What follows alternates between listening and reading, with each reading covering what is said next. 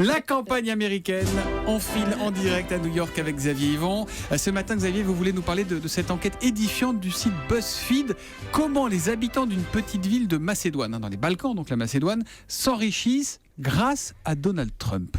Oui, alors pour comprendre, il faut savoir que les supporters de Trump ne croient plus les médias traditionnels. Leur candidat lui-même, je vous l'avais raconté, montre du doigt les médias dans ses meetings. Les Trumpistes se tournent donc vers Internet pour trouver des sources d'informations qui vont dans leur sens. Les réseaux sociaux et les sites partisans ont joué un rôle inédit dans cette élection. Le directeur de campagne de Trump est d'ailleurs lui-même le patron d'un site d'infos alternatif très à droite.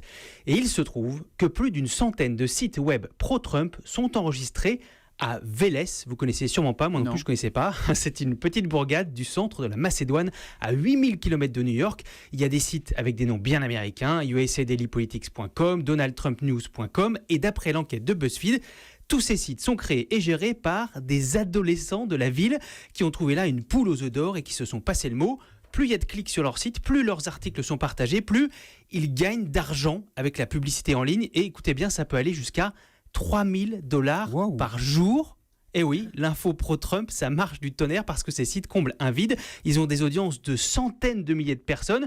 Le problème, c'est que pour faire du buzz, pour faire du clic, il faut faire du sensationnel, de la théorie du complot, quitte à raconter n'importe quoi, annoncer par exemple que Clinton va être inculpé pour crime dans l'affaire de ses emails en citant des sources FBI. C'est bidon et ça marche, 140 000 vues sur Facebook. Un autre site a fait un carton avec cette fausse info. Le pape soutient Trump.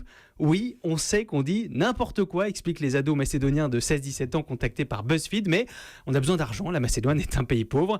Le problème donc, c'est que ces sites participent à la désinformation de cette campagne et ils renforcent la paranoïa de l'électorat trumpiste. Et je vous demande, à votre avis, ces jeunes Macédoniens, pour qui ils votent? Ils vont voter Trump.